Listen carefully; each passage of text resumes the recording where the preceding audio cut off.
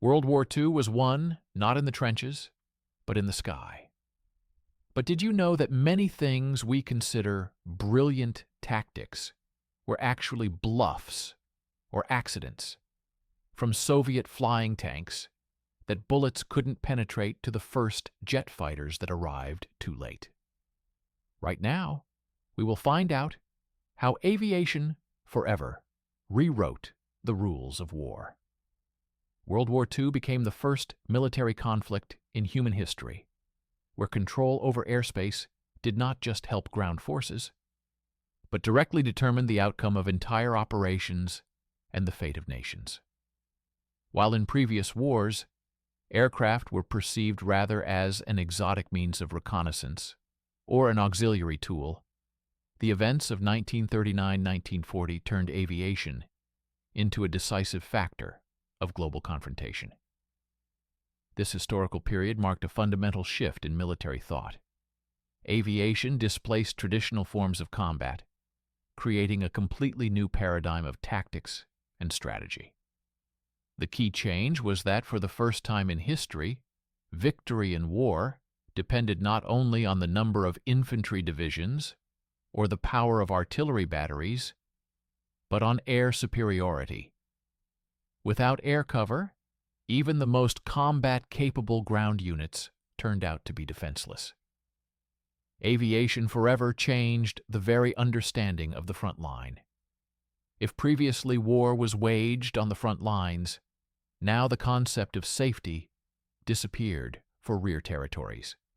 Factories, transport hubs, and cities located hundreds of kilometers from the trenches became direct targets.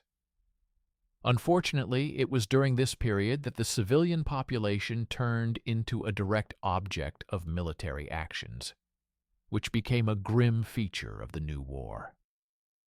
Every major offensive on the ground now invariably began with massive air preparation, clearing the path for tanks and infantry.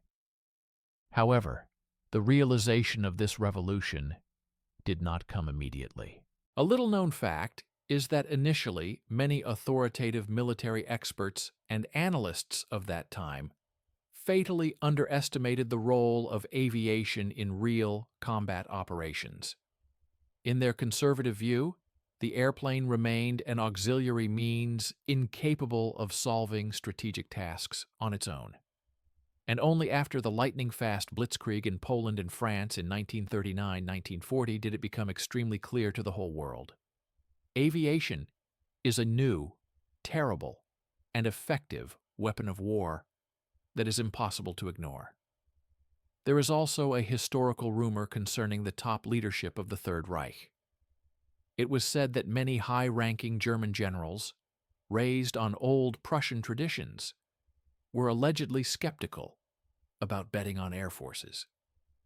However, the fear of voicing their doubts to Adolf Hitler, who was a true aviation fanatic and believed in its omnipotence, forced them to remain silent and support the aggressive strategy of Luftwaffe development. The concept of lightning war, known as Blitzkrieg, would have been absolutely unthinkable without the active use of aviation. German strategy was based on the close interaction of branches of the military, where attack aircraft and fighters worked in a single fist with tank wedges and motorized infantry. Air forces did not just cover the troops, they went in the vanguard, breaking through the enemy's defenses and maintaining the pace of the offensive. The symbols of this German dominance at the beginning of the war were two aircraft, the Messerschmitt Bf-109 fighter and the Junkers Ju-87 Stuka dive bomber. The Messerschmitt Bf-109 became a true legend of the Luftwaffe. This single-engine fighter, developed by Bayerische Flugzeugwerke under the personal guidance of the talented designer Willy Messerschmitt, won a tough competition to create a new fighter back in 1936. Since then, it remained the main German fighter throughout the war. The scale of its production is amazing. A total of more than 33,000 units were produced, which made it one of the most mass-produced combat aircraft in aviation history. A special role was played by the E-Series, nicknamed Emil. These machines were equipped with the Daimler-Benz DB601 engine, which finally allowed the true combat potential of the fighter to be revealed. Only in the period from 1939 to 1940, the Reich industry built 1,198 units of the Bf-109 E3 modification, possessing reinforced armament, including two 20mm MG-FF aircraft cannons, which gave them a huge advantage in firepower. The second component of the aerial Blitzkrieg was the Junkers Ju-87 Stuka, an aircraft that became synonymous with psychological terror. This was a dive bomber armed with cannons and bombs, but its main weapon was often called not explosives, but sound. On the left landing gear strut of the Stuka, a special siren known as the Jericho trumpet was installed. Upon entering a dive, it emitted a piercing, soul-chilling wail. It is important to note that these sirens were not turned on by the pilot manually, but were spun up by the oncoming airflow. The psychological effect of this sound was so demoralizing that, according to testimonies, some German crews removed the sirens themselves before flights, unable to withstand the constant pressure of the noise. Alistair MacLean, author of the novel HMS Ulysses, described this phenomenon.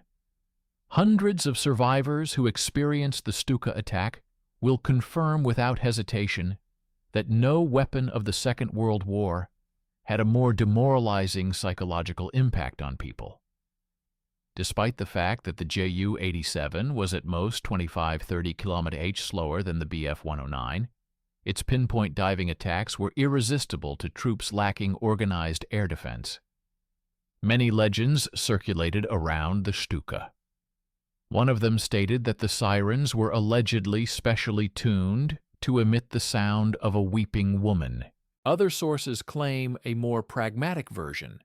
The sound was initially calculated as a signal for the pilot about reaching the correct diving speed, but the psychological effect on the enemy turned out to be much more significant.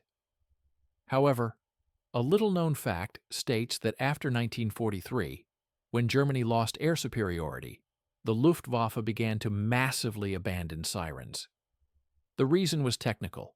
They reduced aerodynamics and unmasked the aircraft, increasing its visibility to enemy fighters.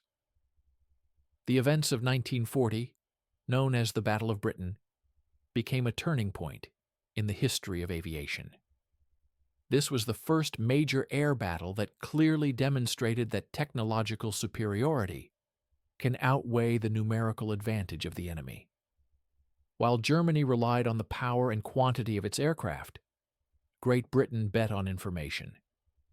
The British radar system Chain Home allowed the Royal Air Force, RAF, to effectively coordinate defense and strike exactly where it was necessary, destroying Luftwaffe forces despite their apparent superiority. The Chain Home system became the world's first combat early warning system. Built by the Royal Air Force, it began to be deployed in advance. The first 5 stations covering the approaches to London were installed back in 1937 and entered full operational mode in 1938. By the beginning of active hostilities, this radar network already covered most of the eastern and southern coasts of Britain.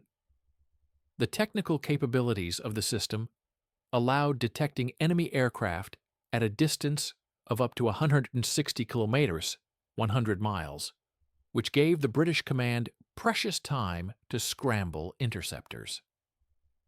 The Germans understood the danger of this technology.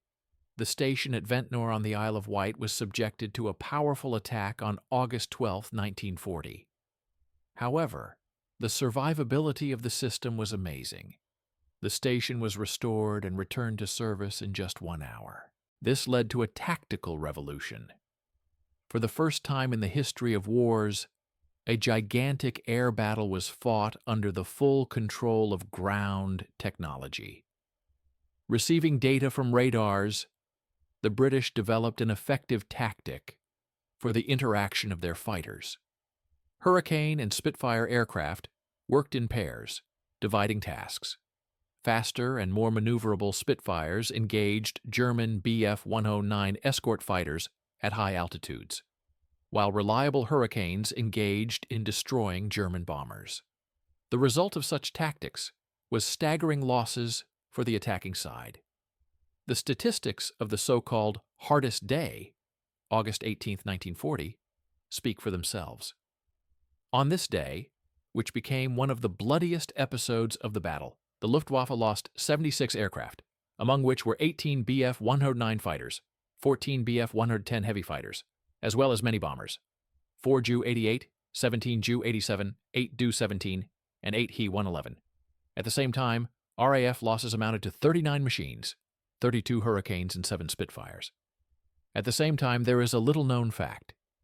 It is the Hurricane that is considered the unsung hero of the Battle of Britain. Although all the glory and cinematic fame went to the elegant Spitfire, it was the Hurricane workhorses that shot down the majority of German aircraft. They accounted for more than 60% of all Luftwaffe losses in this campaign. To hide the presence of secret radars from the enemy, British intelligence launched the legend of Cat's Eyes into the world. When radars were still imperfect, and the success of night interceptions needed to be explained somehow, British night fighters were called Cat's Eye fighters in the press.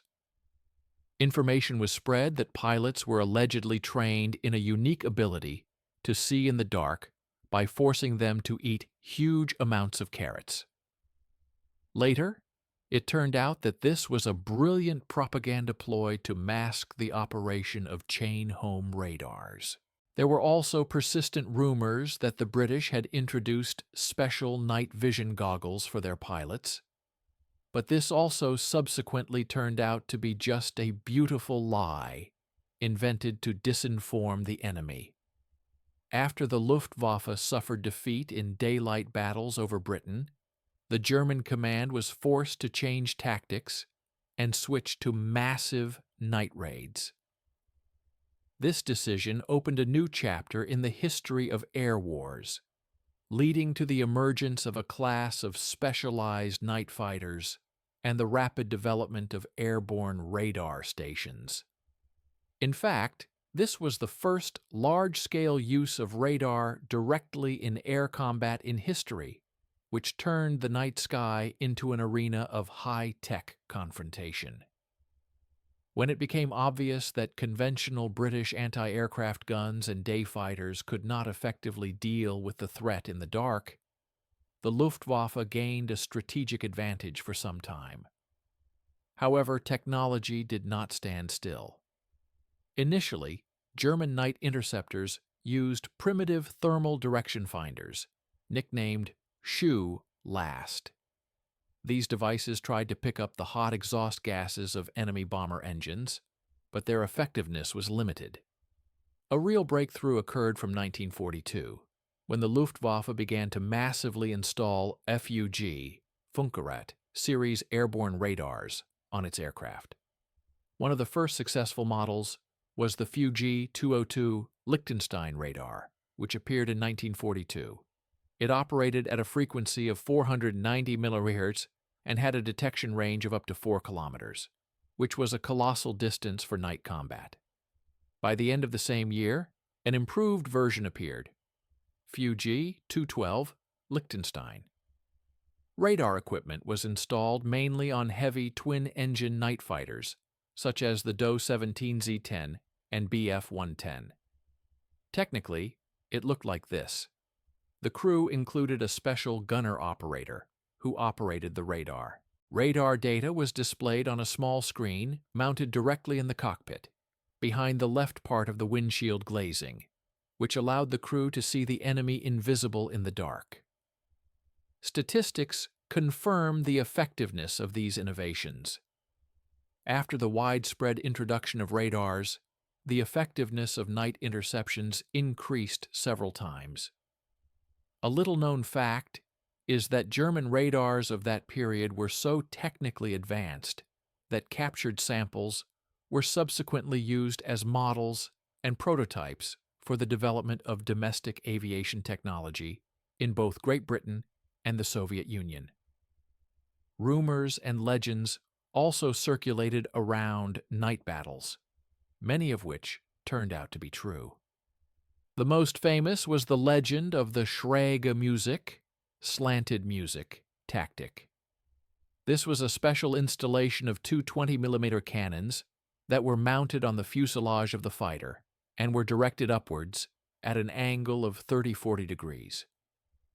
Such a design allowed the German fighter to covertly approach the British bomber from below and behind, into the blind spot where there was no defensive armament, and shoot up its belly, remaining outside the zone of return machine gun fire. There is a story that this tactic was accidentally invented by one of the pilots who, by mistake or a lucky coincidence, shot down his first plane by attacking it from the lower hemisphere. Subsequently, this technique, born in the chaos of battle, became a standard and deadly tactic of German night aces.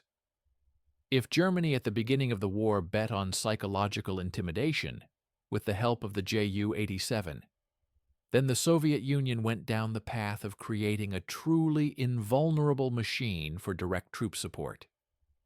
The Il-2 attack aircraft did not just become a symbol of the Soviet Air Force, it revolutionized the tactics of interaction between aviation and infantry, becoming the most mass-produced combat aircraft in world history. The Il-2, often called the flying tank, was a two-seat attack aircraft designed by Sergei Ilyushin's design bureau. Its main feature was a unique armor scheme. The aircraft fuselage was a solid armored tub that reliably protected the engine, fuel system, and crew from ground fire. These machines made their first combat sortie on July 1, 1941, on the approaches to Berezina and Bobruisk, immediately declaring themselves as a formidable force. The armament of the attack aircraft was impressive and diverse: 2 Shk's machine guns, 1 heavy UBT machine gun, 2 20mm Schwack aircraft cannons, as well as up to 600 kilos of bomb load and 8 unguided rockets, Nurs, M82. The speed of the Il-2 was 391.4120 km/h. Yes, it was slower than pure fighters, but this speed was quite enough for survival when performing tasks to storm enemy positions. The combat tactics of using the Il-2 were also innovative. Attack aircraft used a free circle formation with a distance between aircraft of 150-500 meters, which allowed for continuous attacks on the target. When enemy fighters appeared, this circle was rearranged into a closed defensive order, where each aircraft covered the tail of the one in front. Military test statistics showed the high survivability of such tactics. 2-seat Il-2s equipped with a rear firing point managed to shoot down 7 German Bf-109 fighters during tests and successfully repelled many attacks, proving that the attack aircraft can stand up for itself. The Il-2 played a special role as an anti-tank weapon. The Il-2 NS-37 modification was armed with 2 powerful 37mm cannons with an ammunition load of 100 shells, which could penetrate the armor of any Wehrmacht tanks. In addition, revolutionary PTAB, anti-tank aviation bombs, of cumulative action were used. They were dropped in whole cassettes, creating a zone of continuous destruction. One cassette covered an area of 70 meters in length and 15 meters in width, leaving no chance for armored vehicles. The scale of Il-2 production has no analogs. According to various sources, the Soviet industry produced from 35,000 to 36,163 such machines. which is second in mass production only to the German Bf-109 but exceeds any other combat aircraft. The Il-2 participated in all major operations of Soviet aviation until the very end of the war. A little-known fact: it was the Germans, amazed by the survivability of the aircraft, who nicknamed the Il-2 the flying tank, or concrete bomber, because of its ability to continue flight even after hits that would guarantee the destruction of other aircraft. There was a legend that the Il-2 was allegedly so invulnerable that it could only be shot down by massive volleys of heavy artillery. Subsequently, it turned out that although this had a grain of truth thanks to the armored hull, the aircraft still had vulnerable spots, but the myth of its immortality greatly boosted the morale of Soviet soldiers. Towards the final stage of the war, machines appeared in the sky that looked like aliens from the future. These were fundamentally new aircraft with turbojet engines, heralding the sunset of the piston aviation era. The German Messerschmitt Me 262 and other jet projects demonstrated incredible capabilities, but the fatal delay in their development and implementation did not allow Germany to change the inevitable course of the war. The Messerschmitt Me 262 became the world's first turbojet fighter to take part in real combat operations. Developed under the leadership of Willy Messerschmitt, it made its first flight on July 18, 1942. Its characteristics seemed fantastic against the background of piston counterparts. The speed reached 875 km/h.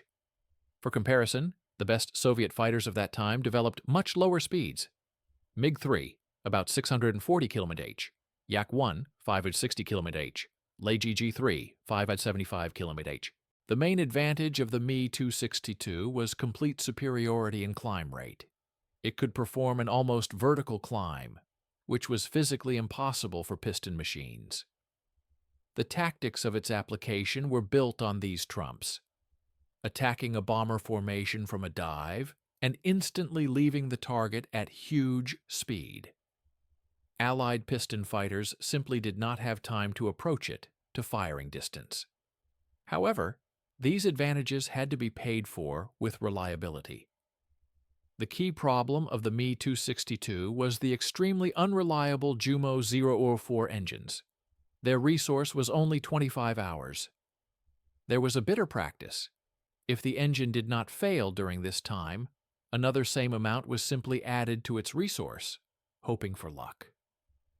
The engines were capricious in operation.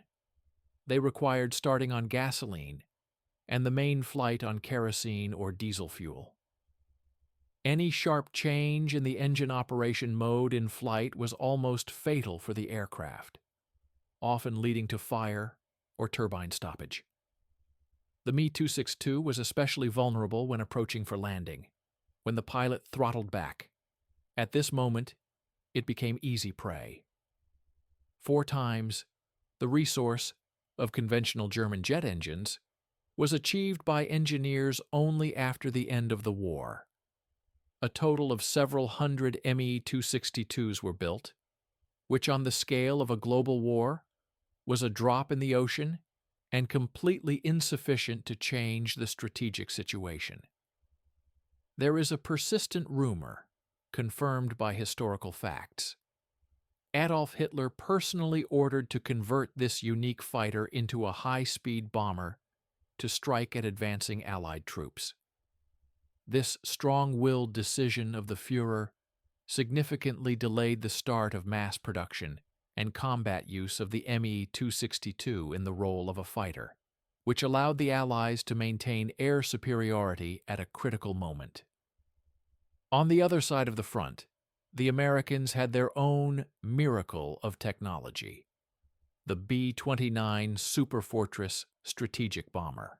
It was the first serial aircraft with pressurized cabins for the crew and defensive armament with remote control.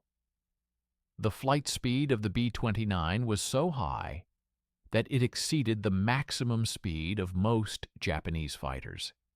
making interception of the superfortress an extremely difficult task.